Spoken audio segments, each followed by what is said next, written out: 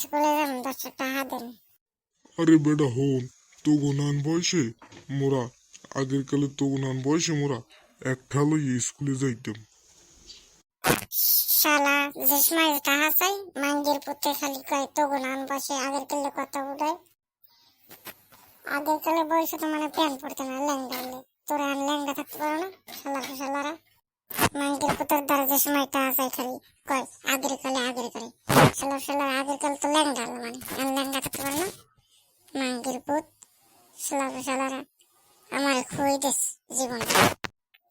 কিপ্টর কপাল পড়ছি না কিপ্টো জোলার কিপ্টো ফুল টাকা দিলে না আর দিব না। পরের দিন সকাল 3টে বাজে। আব্বা খিদা লাগছে, কিছু খাওয়ান দাও, স্কুল যাওয়া লাগবে না?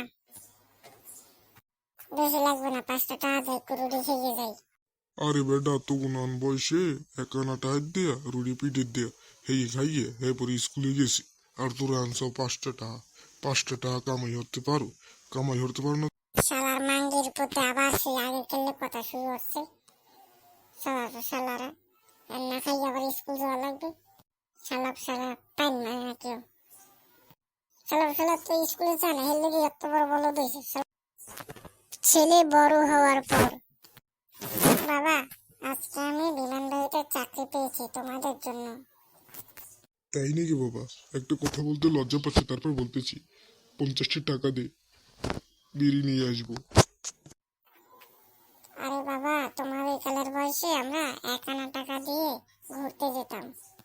শালা কি বললি তুই? আমার টাকা খেয়ে আমার চাল মারছিস? তোর চাকরি তো ক্যান্সেল হবি, তোকে আমি চাকরি করতে দেবো না। শালা মাঙ্গের পুত্র বাচ্চা কি করে?